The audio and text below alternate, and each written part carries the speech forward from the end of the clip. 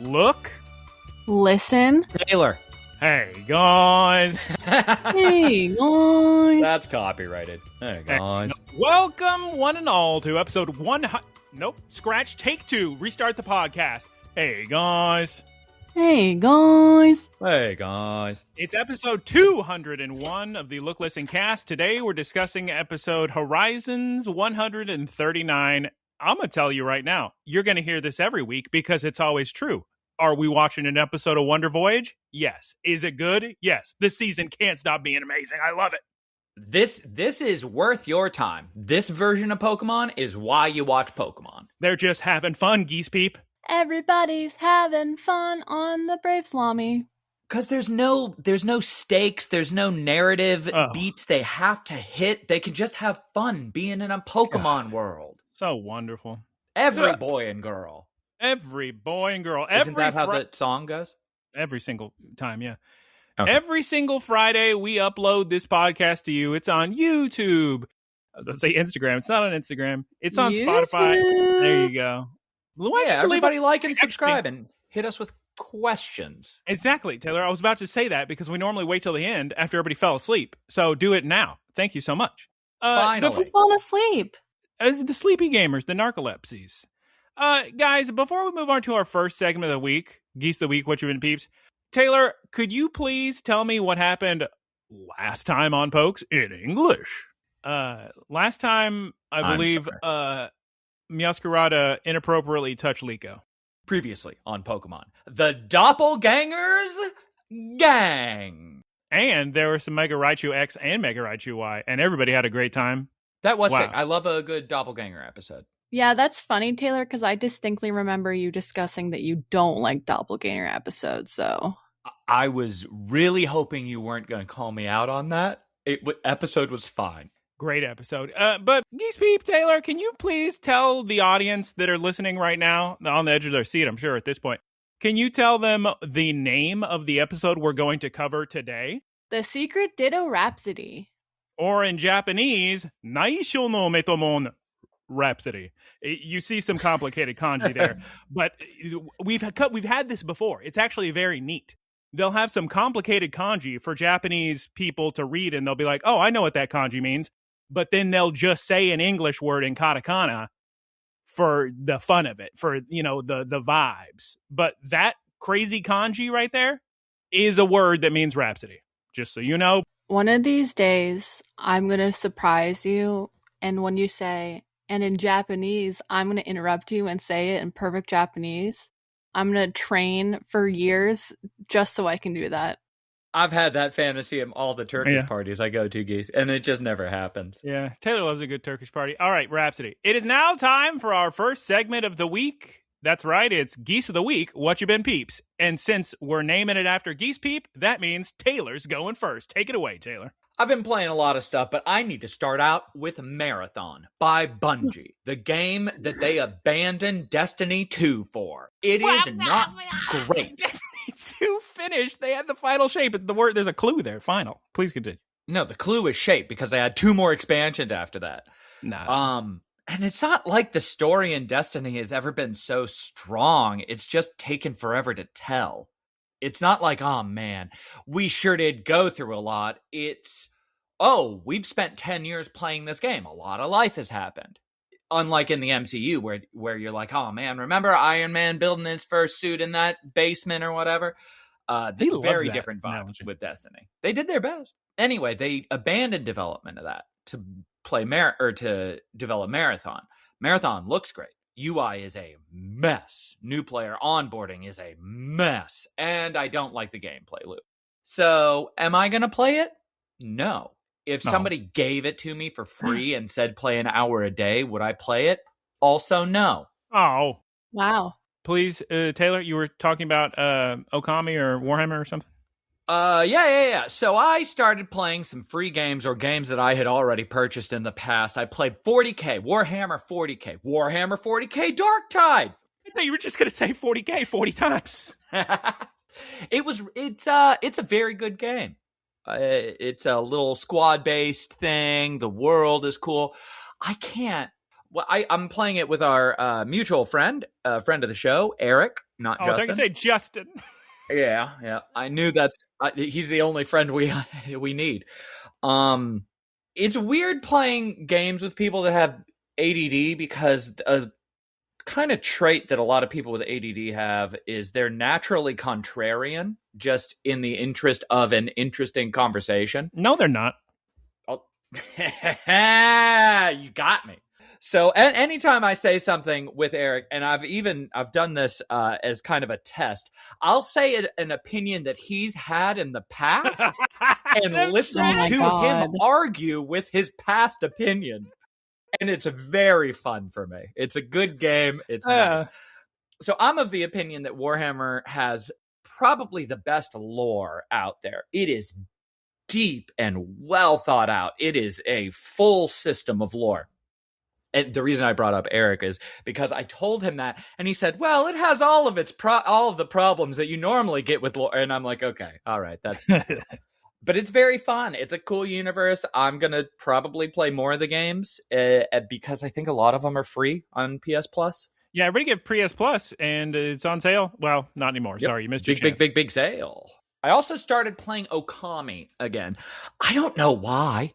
Well, Okami 2's coming HD. out, so that's a good reason to play it. Yeah, but I don't know why now. Like why I started doing it now. It's not like Summer Games Fest had an Okami announcement. Did you ever play Okami Den, which is the DS game, the sequel? No, I did not. Or prequel? Sequel. But I will. That was good. So it was a DS game, but I played it on a 3DS, which is really the way you want to play it because you want to use the circle pad and not the D-pad. Right. Maybe they'll re-release that or something. Maybe. That'd be sick. It's very good. The whole time I'm playing that, I just keep thinking, I can't believe they haven't milked this franchise. It's gorgeous. It's interesting. It's fun. There's so many things about it. The art style alone is like, why aren't we seeing that everywhere? I have two very quick things about Okami. I have beaten Okami, or I guess three quick things about Okami. I had the Okami Wii version where the IGN watermark was on the thing, so that's fun. And I didn't understand the watercolor art style when I first got it. I thought there was something wrong with my copy of the game because I was playing it on an HD TV and it just looked so blurry. So I was like, what's wrong? And I contacted support for somebody and they're like, no, it's supposed to look like that. So I wonder how many calls. I'll bet they got a ton of calls like that because it is jarring. Well, I think I was in a very specific...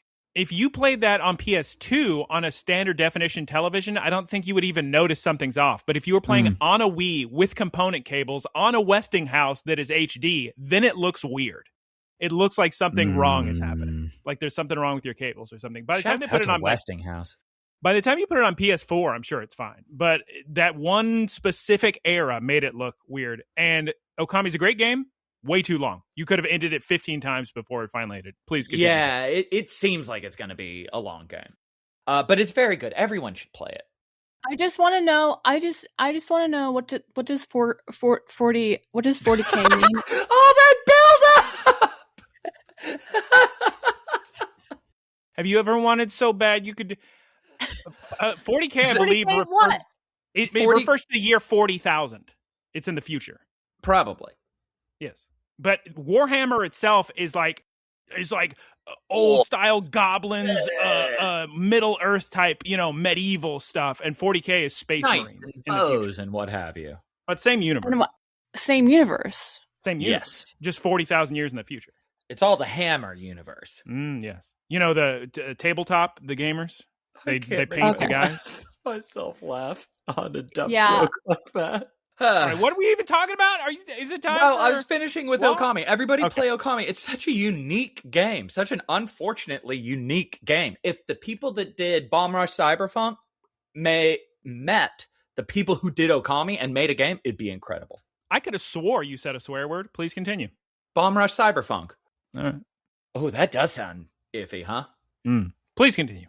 I'm still rewatching Lost. Boy, is it a longer series than I remember. No. A lot of seasons. 27 episodes. I know I say this all the time when I'm talking about Lost, but shouts out to the actors and the makeup department. My goodness gracious. I just saw an episode in season 4 where Jax had, spoilers, Jack's had surgery. He's done like minor surgery. It's not minor. And he's walking around a little bit. And that man, I can't imagine a more accurate looking person. Just got sweat on him, bags under his eyes. He looks a little bit pale, but believable. He's got bruises. It's just, they do a very good job with their makeup. Shouts out to the makeup department. And it is such a good rewatch because the ending recontextualizes the entire show. And every time there's something weird that happens on the show, instead of being like, oh, I wonder what that is, you're like, oh my God, it's so sick. Exactly. Yeah, I've watched Lost twice, I think. That's a good Wando rewatch. Yeah, very good one. One of the classics.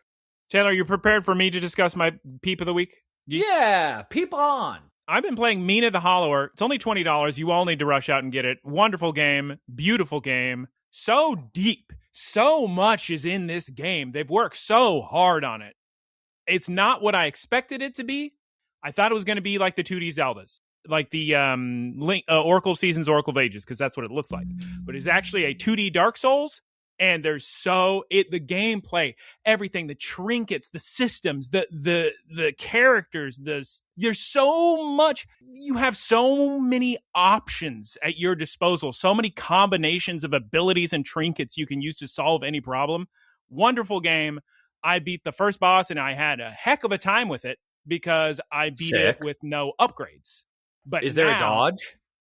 Is there a dodge? Sorta, yeah. You hollow into the ground. You can go dodge that way and then jump up from behind. Oh, that's where they get the name, because you miniaturize your hitbox. Exactly. And the hitbox becomes 0. So I didn't have any upgrades when I beat the first boss.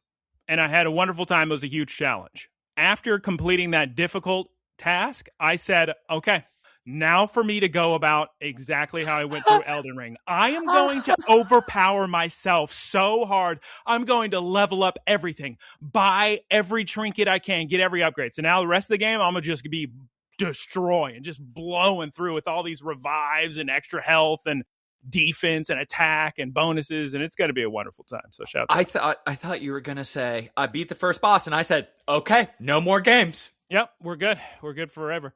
So everybody buy Mina the Hallower. It's so cheap. Please, just support them. They did such a great job. You can't not like it. Also, terrible news. No! I've decided I hate watching television series because you know what happens every time I enjoy one? The season ends. You're telling me I don't get to watch more next week? Yep. This is welcome to Severance. Stupid. I'm so upset. I thought Have you been binging them? No, I watch them as they come out. I'm talking about Testaments right now. I thought I had more episodes ahead of me. Nope. Here I am, just loading up Hulu. Nothing there because that was the season finale. No. Golly. I can't believe they would do this to me. They did it to me with Pluribus. They did it with Severance twice. And now they're doing it with the Testaments. Just the episodes end. At least you have something to look forward to. Maybe we could take a page out of Pokemon's book. Every week there's a new one. Except when it's the big musical number and we got to listen to the wonderful Cutie Street. How's the pacing of Testaments? Yeah. It's good. Here's the problem. I'm so sad for them because I was having a wonderful time. Great performances, good story. And the big thing they tried to do at the end should have been so powerful. Should have been such a big moment, but they rushed it and didn't nail the landing. They didn't earn the moment, and it took me completely out of it. I went, oh, okay. Also, keep trying to watch Andor because people still talk about Andor's the second coming of Christ. So I'm trying to get through it, but I keep falling asleep. And that concludes my Geese of the Week. Peep, please take it away with your Geese of the Week. Andor's so good. Yeah, people love it. I went to a family reunion in Philadelphia, and so I had a hoagie and some pretzels and water ice. It was good. It was fine. I don't really see that side of my family, so it was nice catching up with them. Unfortunately, it was in the car for 6 hours that day, and I had to watch Cars twice. But in the car? Ooh, appropriate. I've still never seen it. That's a dirty lie. You were in the audience with me when we watched Cars 1. I don't remember that film at all then. Yeah, remember the people got upset in front of us and they said, are you guys going to watch it again? And we said, yeah. And then they said, well, I sure am going to have to because of you guys. Were we talking a lot? I guess so. Sounds like it. Oh, I don't remember that at all. That's unfortunate for them, because I'll bet they remember that. Yeah, they do. No wonder you don't remember the movie at all. You were jabbing. Jabberwockians. Yep, jabbing, ducking, weaving. Just getting into so many fights in the movie. Geese Babe, is that really all you have for your Geese of the Week? You ate some water? How would I know? I wrote down other stuff, but I have been still looking at jewelry, and I've come across some great listings while on that quest. I found a listing for a Japanese exclusive McDonald's alarm clock in the shape of a French fry. Do you think I should? No. Judging by the state of your room currently, yes. I'd say you don't have enough stuff. Much like me and Michael, you need more stuff. We all need more stuff. I don't have any stuff. Name one stuff. Also, there's a French fry humidifier. Should I get that? Yes. That might actually be cool. And it kind of works because French fries steam. Yeah. So that's sick. I might get it. Okay, get it. Geese, have you ever heard of Nellie's auction? Oh, God, no. No, don't it's tell her. Rough. Okay, no. Don't look it up. I'm sorry. I got to move on. Are we going to move on to Poké-news? Is she going to say something else? She took a big break? We lost her to Nellie. Oh no! Why would you tell me about this? That's exactly the kind of stuff you would find on Nellie's auction. No, nobody look up Nellie's. Can't cancel it. Don't do it. No Nellie. No Nellie. I'm stalking Nellie. On my phone right now. It's time for Poké-news. Poké-news of the week. This is all from SarahB.net, as you might imagine. Appropriate for this week's episode, the Pokemon Go Flying Taxi event has been revealed. It runs June 23rd, 10 a.m. to June 29th, 8 p.m. It adds Squawkabilly into the game. Who doesn't love a yellow plumage Squawkabilly? I do actually really like Squawkabilly. He's a good Pokemon. In big news for Geese Peep, Pokemon Pokopia is going to get new content in August 2026 featuring underwater exploration as part of an expansion pass with a brand new city you can build. All your water Pokemon live down there. Look at the picture. It's Poplio and you as Ditto diving into the water. Fun stuff. That just makes me concerned that it's just going to be such a hassle building underwater with having to swim around and stuff. They're going to make it easy. That's why they're adding new water movement for you. You get the new move dive. Well, easy. We'll see. It'll be great. All right, pretty short Poké-news of the week this week. It is now time to discuss an episode of Pokemon. Please, somebody, one more time, tell me the name of this episode 139, in English. The Secret Ditto Rhapsody. Or in Japanese, Naisho no Metomon Rhapsody. Geese Peep, can I please get a one-sentence synopsis, please? Spring cleaning secrets on the Brave Salami, featuring our new friend Ditto. With a sick opening? Like it's a new season? Like it's a new series? A sick announcer, narrator? We're going to get the whole episode explaining what Pokemon are? I thought it was supposed to be like a nature documentary kind of thing at first. Me too. Because I just kept thinking, there's no way they're telling us at this point what Pokemon are. There's no way. This is the episode? Yeah, episode 3 of the new season. They open with that, which I found very interesting. Look, guys, it's our boys, Skeledirge and Lycanroc, and they're sneaking some berries for a little midnight snack on the Brave Olivine, the big, great salami. And Geese Peep, I'm sorry to be the one to break it to everyone. I think Lycanroc getting a little chubby again. I think he's been eating too many snacks. Sorry. He's never not been. No, he was. Remember, after one of the break seasons, he was thin again, and everybody said, "What happened to Lycanroc?"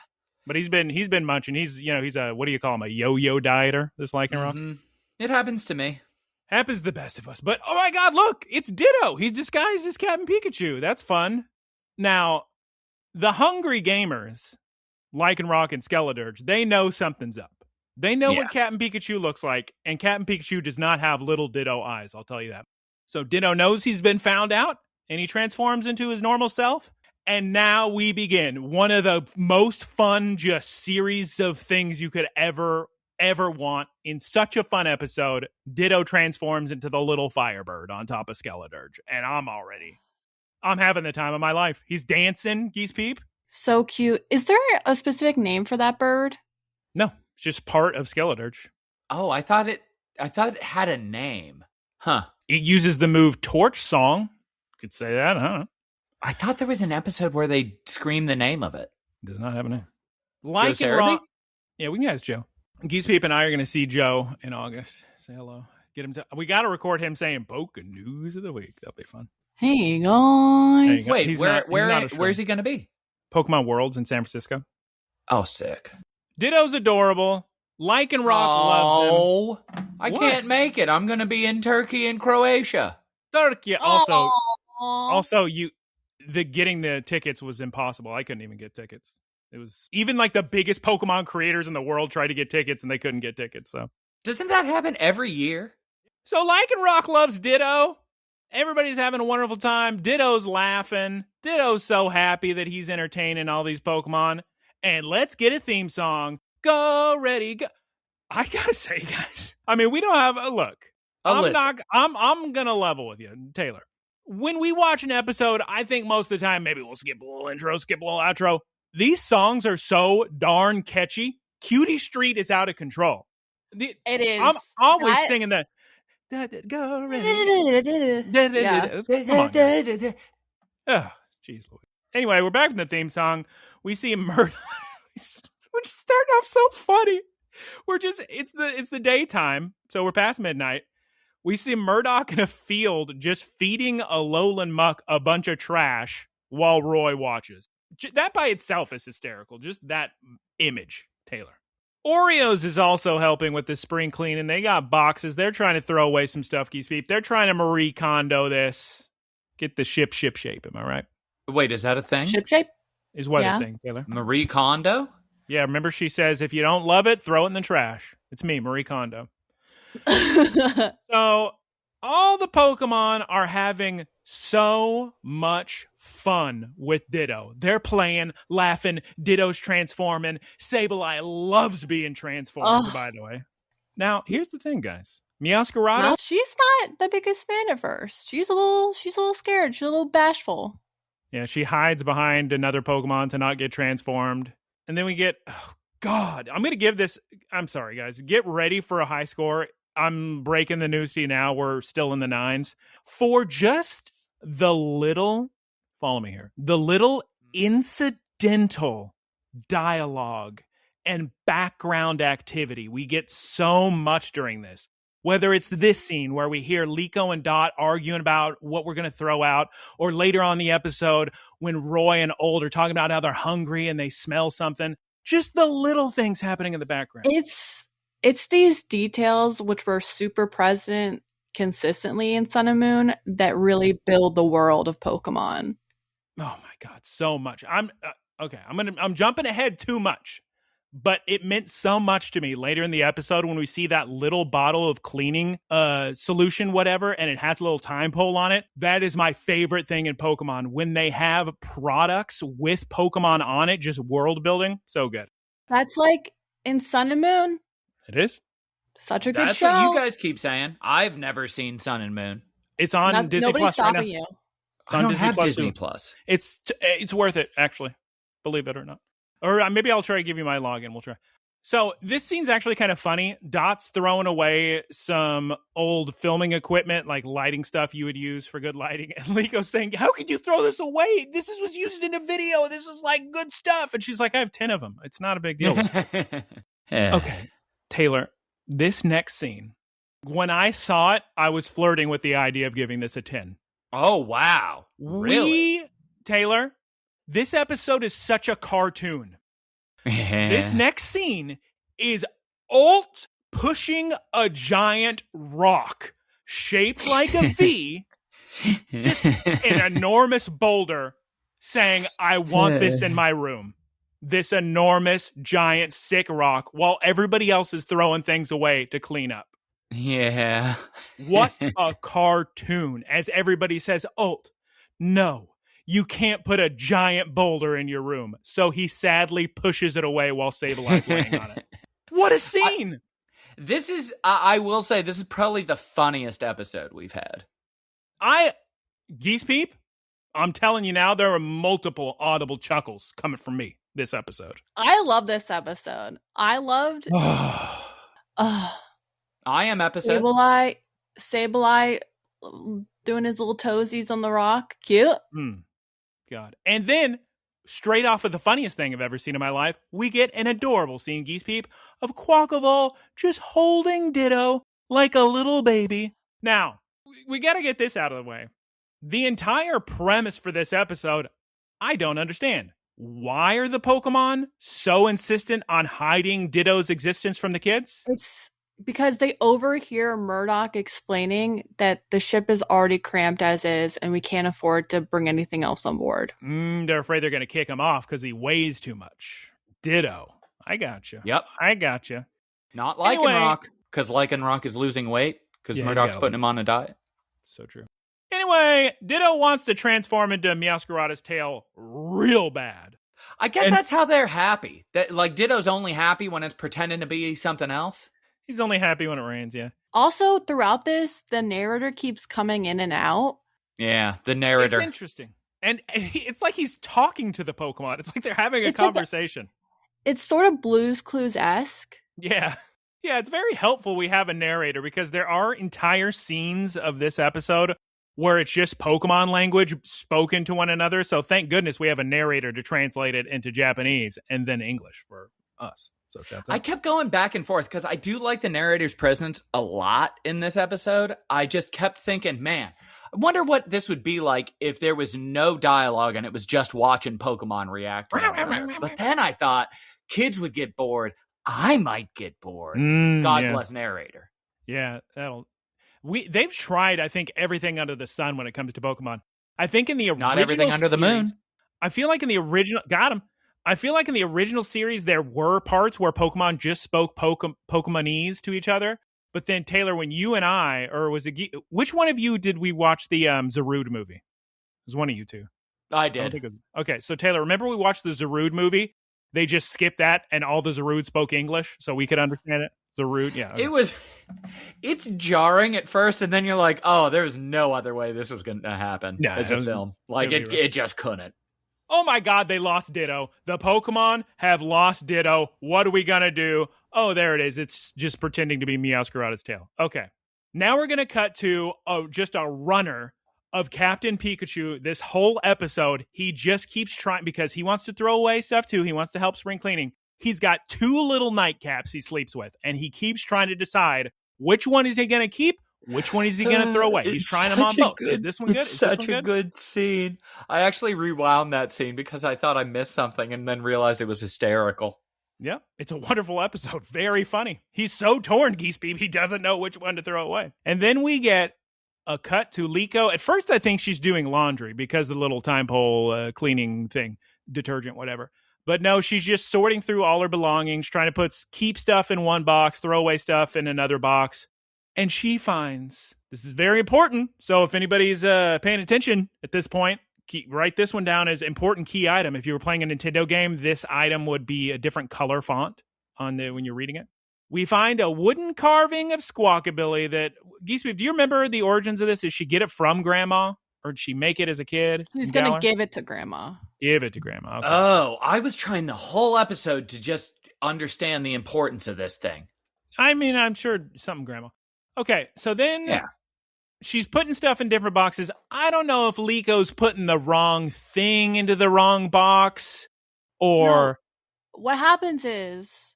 So Ditto attaches to Meowscarada's tail, and Meowscarada notices and starts freaking out, trying to grab Ditto off of her tail. And in the commotion of the Pokes coming in to try to get Ditto and hide Ditto from Liko. I thought you said the Pope. and Meowscarada, everything, the boxes drop, and Meowscarada accidentally or Chicken a la King. Yes, Chicken a la King, or in the spirit of Toy Story, puts the statue in the wrong giveaway box. No. Okay. I was just confused. I mean, it doesn't matter too much, spoilers for the end of the episode, but I was confused if it was just the statue that was in the throwaway box, or Meowscarada took all of her keep stuff and threw it all away. But it doesn't really matter. But yeah, that happens. These Pokemon are just screaming, running around, trying to get Liko to not see Ditto flying in the air. Great faces all around. Quaquaval grabs Ditto and shoves it into Skeledirge's mouth, and they run off. So funny. And then the next scene, we get Looney Tunes music coming in. Geese Peep as Sableye crawls down Skeledirge's throat to search for Ditto. So good. Just when you thought we were at peak everything, now we get Mousehold walking by. But Lycanroc notices that there is one mouse too many.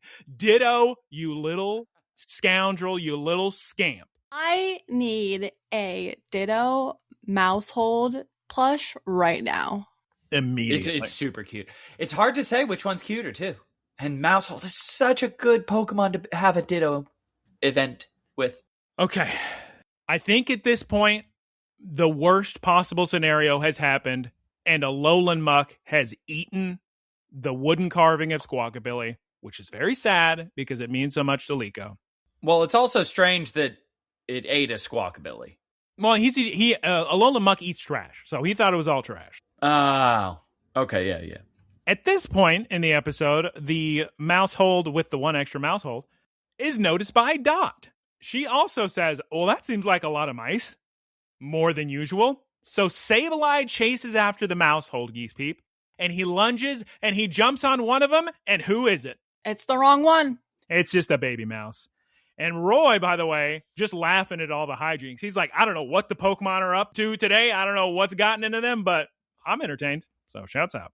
Then we get some more fun scenes where Ditto is nose past his nose. Guys, listen. Ditto loves to have fun. He loves to laugh. He loves to entertain. And at this point, we were mainly dealing with just the fully evolved Pokemon. But at this point, narrator says, we got to get all the Pokemon in on this. Every Pokemon that lives on the Brave Salami, come check out how much fun we can have with Ditto. And they're also trying to figure out how to hide Ditto. And so their plan is that Ditto will become parts of each Pokemon. Or we can just do what Quaquaval does and shove Ditto into Shuckle's berry juice holes to hide it. That was a confusing scene. Well, you can't see a Ditto if it's in a Shuckle berry juice hole. So shouts out. I guess that's true. It's just weird that they have to go through so much effort to hide a Ditto.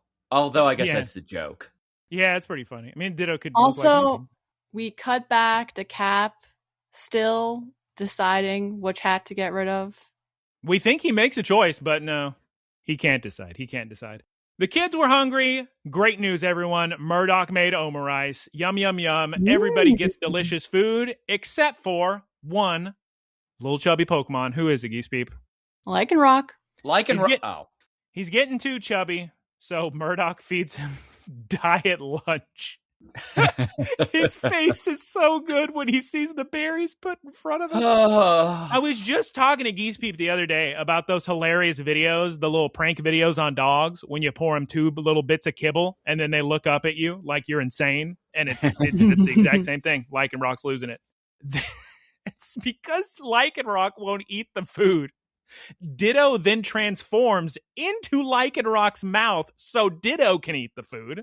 And Murdoch realizes that something's weird because he goes to feel Lycanroc's mouth and it is not right. It's gooey and drippy, and the Pokemon realize the jig is about to be up. So they start going so wild, Taylor. They're hooting and hollering and spilling juice and flying hammers, and it's a wacky adventure over there. Quaquaval is sashaying down the runway. Ditto's transforming into Noctowl's eyebrows. And it's at this point, Liko realizes, where's my wooden carving?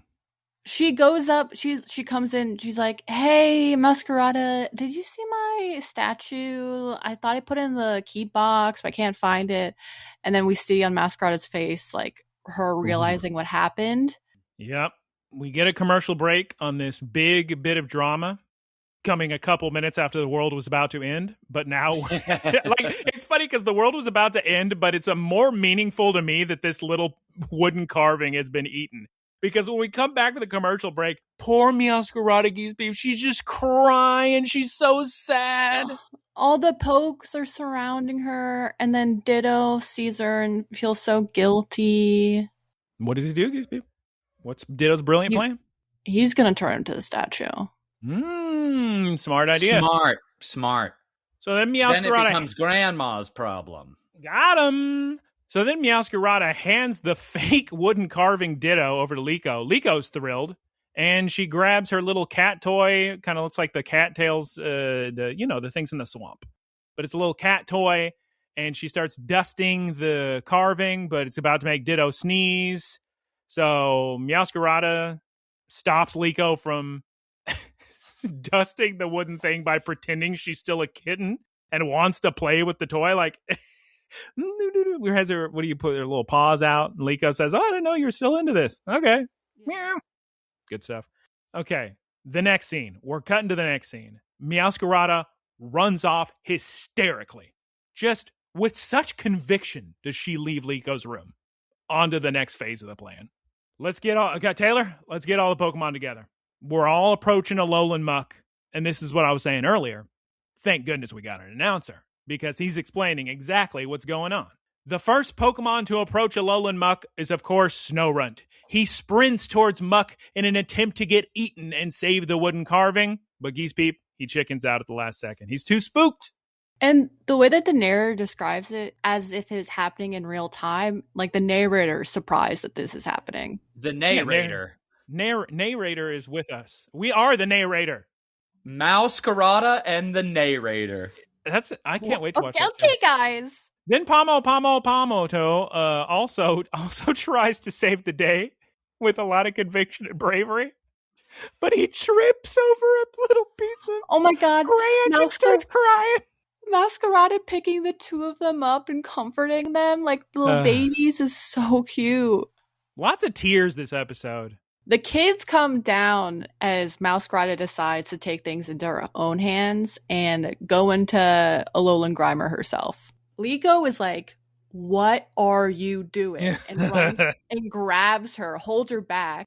The scene of Liko holding Meowscarada back and with Alolan Muck's mouth wide open, crying is so good. Oh yeah, Alolan Muck's crying too. Everybody's crying, like I said. And we got Ditto jumping around as the wooden carving. Finally, Liko's pulling. Dot and Roy are freaking out. And in the midst of all the chaos, Ditto is finally revealed. And then he turns into the little cat toy to make Muck sneeze. What a great idea. It vombos out all of Liko's stuff, including the real wooden carving. So shouts out, says Ditto. Here you are, Liko. It's me, Ditto. I come bearing gifts. It's your wooden carving, the real one. Congratulations. Congratulations. Taylor, there's one member of the Rising Bolt Tacklers who's a big fan of Ditto. His name is Ult. And he says, this is the sickest thing I've ever seen. I want to play with Ditto right now. And immediately, all the Pokemon rush to stand in front of Ditto. Don't touch him.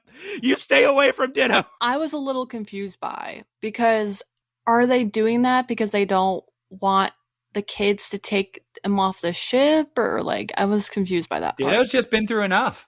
Yeah, my notes say, what is going on? It's on brand for Ult because he steals other people's goals. He steals other people's senseis. He steals other people's Pokemon.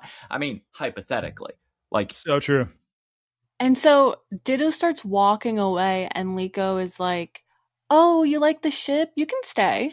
Yeah, we had this whole episode for nothing. Like, you're completely allowed to stay on the ship. As a matter of fact, let's ask the captain. Captain Pikachu, are you okay with this? Ditto, he does a bow. He bows to Captain Pikachu. Adorable. Captain Pikachu gives his blessing. Ditto is allowed to become a member of the Rising Bolt Tacklers. Also, important to note, this was kind of a sad scene to me, but Captain Pikachu finally reached his decision regarding the nightcaps. What did he choose, Geese Peep? Neither. He doesn't need them. He's thrown away both nightcaps. Made me sad because I thought it was a cute nightcap. All right, time to cut the night. Yeah, me three.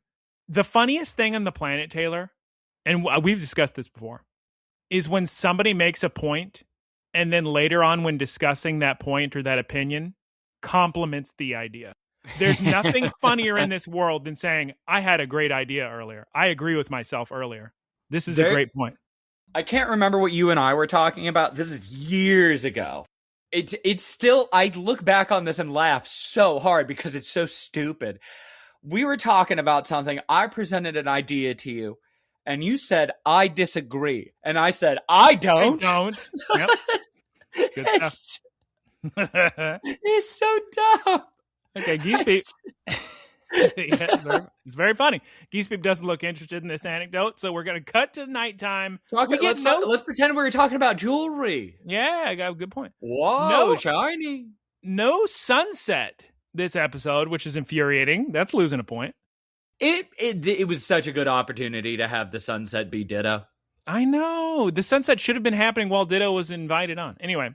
The kids are eating ramen for dinner. They're discussing the carving and grandma. I'm sorry. Hold on. Pause. Everyone pause. When Cat and Pikachu gives him the thumbs up, the pokes start dancing and we see Mousehold blushing.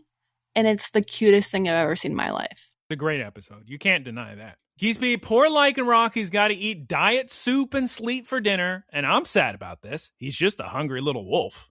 All right, let's cut to the... Every single episode, I ask you guys, what is this area of the ship called? I just need to take a college course on what are the different parts of a ship called, because we've got the hull, the breach, the poop deck.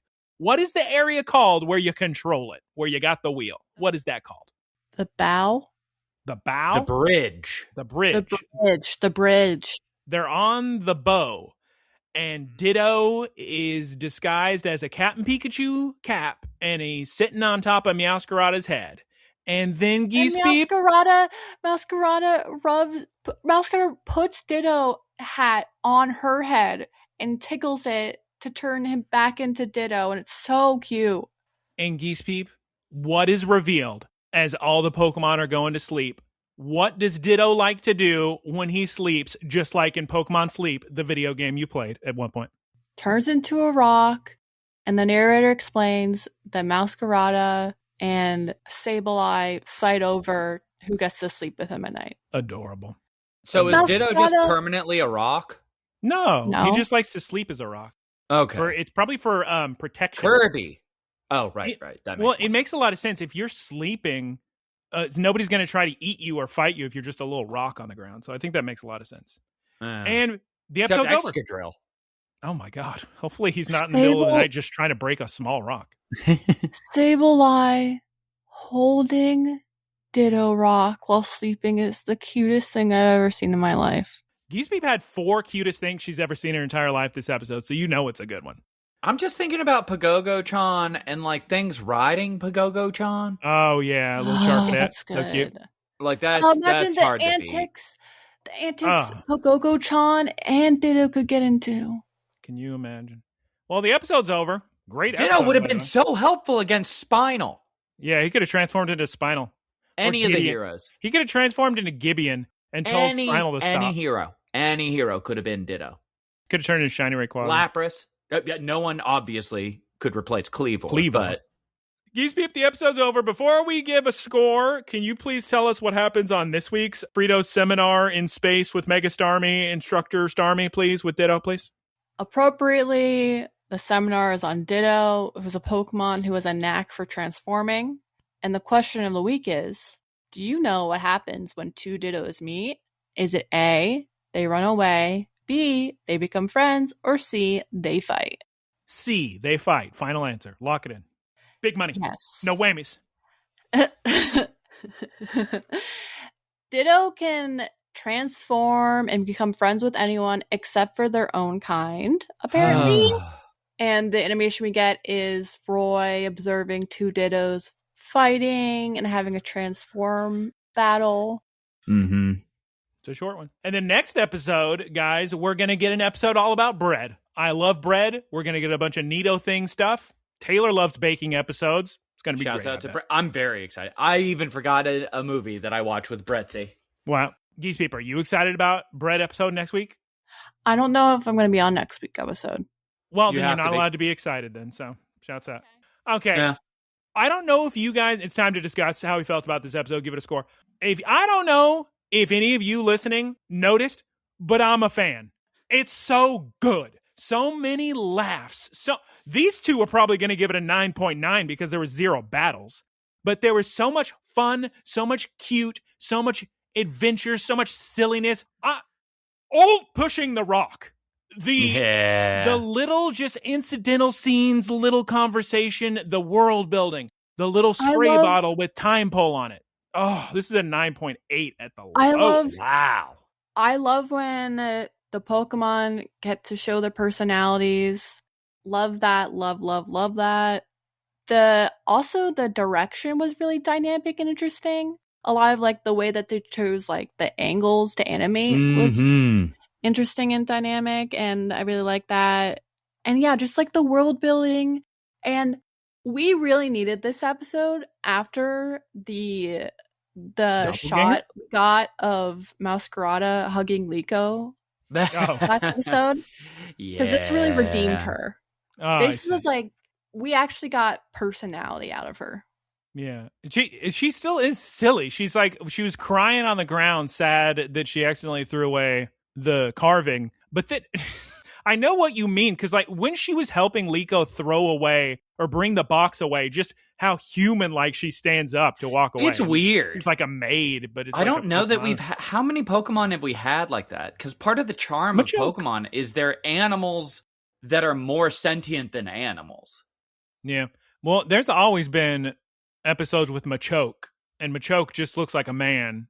Yeah, that's like true. a gorilla man picking up some heavy stuff for somebody. Like security at the boat at the harbor or something. Yeah, at the boat. What a great episode, 9.8. Just shoving Ditto in a berry juice hole. Come on. So good. What's your score? Give me a score. 9.9. 9.9. Dang. I'm gonna give it. I was gonna give it a lower score just because like Taylor hates Pokemon. That's like it was really good. I just felt like I could have enjoyed the episode more, and I don't know if I'm gonna look back on this the same way I look back on like the Tinkaton episode. If you say if there's one thing I could do, if I had the genie 3 wishes, one of the wishes is Taylor forgets he saw the Tinkaton episode. Why? It was so good. Because nothing in your life can ever compare to Tinkaton episode.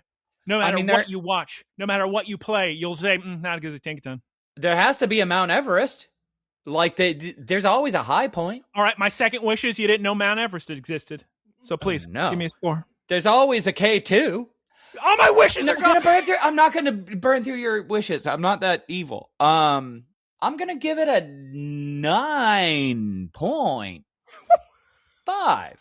All right, Geese Peep. How much time do we don't have a lot of time. Do we want to discuss some of the Keighleys and some of the stuff before we move on to wrap up? I think we should. Okay. This week, for Talk of the Week, we got a big subject this week. What you've been questioning? Fest.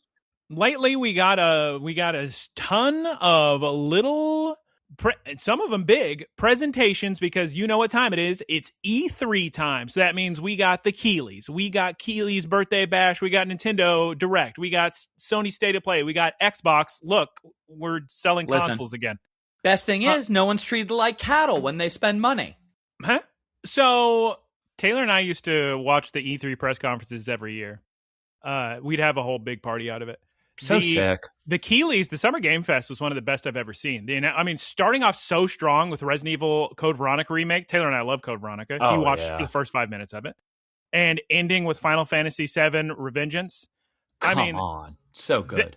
We're getting Crazy Taxis. We're getting, although that was the Xbox. We're getting so many cool games coming out, and I'm excited. We got new Cupheads going. Little Master System game. It's tricky to like separate what announcement comes from what company because they're all so homogenized now. Taylor, they pump these Resident Evils out like it's nobody's business. They've got these guys working 18-hour days or something. I think they just. I mean, think about what else is Capcom doing? Everything. They do so much. Well, no, I'm not saying they don't do anything. How are their resources allocated right now? Yeah, Capcom, they can't lose. Yeah. I'm very excited about it, and I can't wait for the inevitable remakes of everything else. I'm pro remake, by the way. I'm pro re-release. I'm pro get yourselves money and then actually start creating things. I am anti treat art purely as a business, as a source of income. Like, it should be extra for a company. We're in a golden era right now of re-releases. They're re-releasing all the Toy Story games. They're re-releasing all the Rugrats games. For Geese Peep, they're releasing all the Barbie games, so she'll get that on Switch too, I'm sure. Wonderful time. Nice. Barbie. Yep. What are you most excited about? Top, like, 3 to 5 to 10 things you're most excited about. Well, they just announced Ocarina of Time remake. I hope that, but they showed 3 seconds of baby Link, kid Link in his Kokiri bed. What do you think of that art style? Everybody's complaining, but I haven't seen enough of it. I don't know. Everybody says it just looks like Unreal Engine. We'll see. We have not seen enough. So you know what the funny thing was? Because I've read all the comments on that, and everybody's complaining about Unreal Engine Link. People love Ocarina of Time, Unreal Engine 4 or 5. That tech demo they did. They were like, I just want Ocarina of Time like this. Yeah.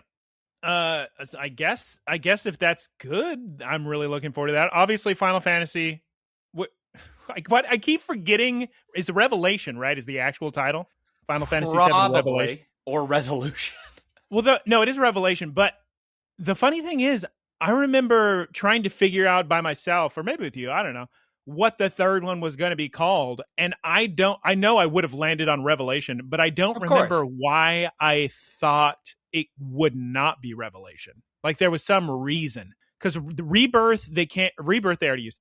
They couldn't use Reunion because they already used that for Crisis Core. But yeah, Revelation will be good. I play in Japanese, so this isn't a problem for me, but they had to recast Sephiroth because the voice actor was not available in English, so that'll be a problem. Yeah. Really? Who was the voice actor? Some guy who was busy doing another project, I guess. What the heck? I know. Turning down Sephiroth is insane. Clearly, he doesn't care about video games like or at least that property. Wow. But this will be a fun. Every one of these Final Fantasy VIIs, they have really different gameplay, which is neat. That how different each of the installments are. And this one's a big open world, and you Fortnite drop from the high wind everywhere you want. And I'm going to have so much fun with my boys, Vincent and Sid, and we're going to have a wonderful time. I'm excited. Yeah. I actually didn't care for the combat in Rebirth too much because it was a little too easy. It wasn't as interactive as it was in Remake. A lot of the time, I found myself just holding a button or tapping a button, and that was it. Remake felt a lot more like there was just more to do. I disagree. I don't. Got him. Geese Peep, what are you excited about? You watched all these gamers. I missed some of the Keighleys because I was on airplane with bad Wi-Fi. Honestly, I don't know. None of the things really jumped out at me. Oh my god! If I'm being honest. Maybe The Last Ronin will be good. Teenage Mutant Ninja Turtles could be good. Platinum. Sometimes they make good games. I am the most excited about God of War. Lao Fei. Looks good. Taylor, don't give me the...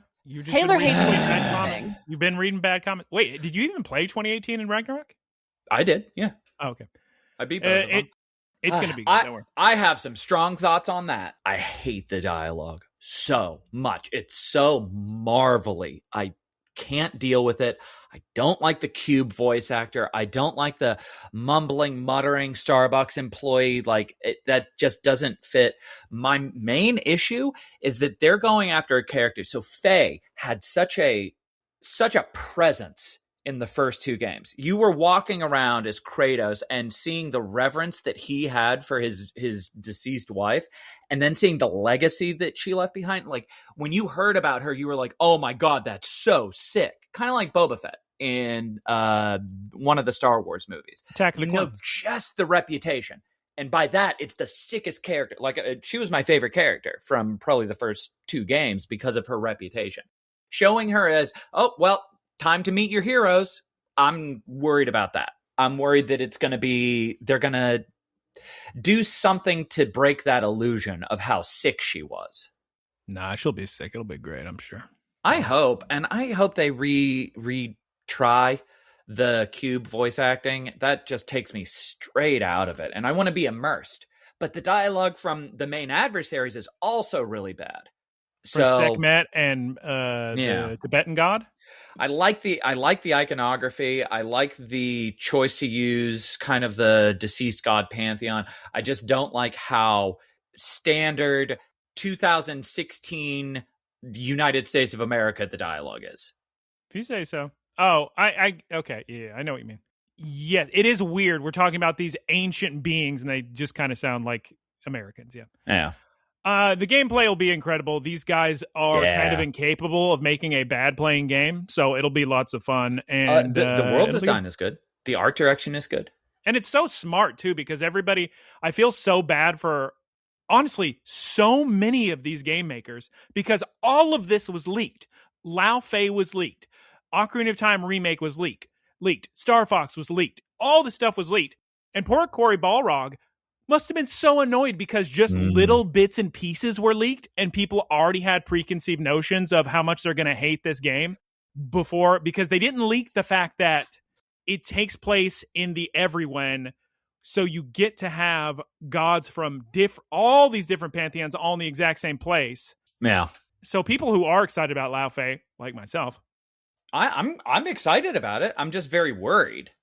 Are excited about the possibilities this game introduces, because you could easily have Lao Fei fight Zeus. You could fight Athena. You could fight all these people who have died in other pantheons and bring them back because they're in the gods' afterlife. It's going to be sick. Oh, I mean, they're going to. They're going to. I mean, come on. It'll be sick. All the Final Fantasy stuff. I'm super excited about... Resonance? Is that what's called? Final Fantasy Resonance? Yeah, I've talked about this before with Octopath Traveler 0. I'm going to get Brave Exvius or whatever, or Resonance on my Switch 2, because I think really HD2D, no trolls? Yeah, but HD2D works so well. Same thing with Elliot. It just works so well on that little screen. It's just, there's something very satisfying about playing it, and it makes me not play it for trophies. Get a PlayStation Portal. Easy. If they make a portable PlayStation by then, I'll get that. But I'm excited about that a lot, and obviously, I need to finish Rebirth. Oh my God, you stopped in the middle of that. Yep. I have not done that. But here's the bad thing, girls. You don't want to play Rebirth unless you get a PS5 Pro or a PS6, because I'm gonna get a PS5 Pro this year. Oh, then there you go. Shouts out. Then yeah, play it on Pro, because it's not on a base PS5. When you play at 60 frames, it's kind of muddy. Yeah, it's fuzzy and muddy. But if you play on a Pro, you get 60 frames per second, and it looks beautiful. So shouts out. I'm also very excited about just all of the Switch games. I'm glad Persona 6 is coming out. So yeah. Okay. So I should have said that Nintendo's Direct, I was actually pretty disappointed with. There was not a lot there I'm excited about. I may buy Rhythm Heaven. That looks fun. But the majority of that Direct was just old video games coming to Switch too. And it's exciting for people who only have a Switch, I guess. They also, like, the Xenoblade series has needed an update. And it's getting a new... a Switch 2 update. I know, but it's just Xenoblade gets an update every 5 to 7.5 minutes. It's literally been on every single platform. It was on Wii, 3DS, Wii U, Switch 1, now Switch 2. It's on but it didn't get the performance bump that it needed. Just patch. And then they announced a new Xenoblade. They announced a new Persona. They announced I'm probably not going to get Star Fox, because I think there's just not enough content there. I don't know. Star Fox is very fun. Star Fox 64, which is what that game is. The demo's out now, so play that. Download Star Fox 2 demo on your Switch 2 and see. Yeah. Okay, Geese Peep, is there nothing else you have to say about the conferences? Oh, talk about that one game, remember? The cute anime, 90s or 80s anime one? Oh, yeah. I don't know what it was called. What was it? Do you remember what it was called? Like Blaster Brothers or something. No, it's not called Blaster Brothers, unfortunately. It's called like Astral or Drop Warriors. Astral. They did a really good job making it actually look like an 80s animation. I agree. Microsoft.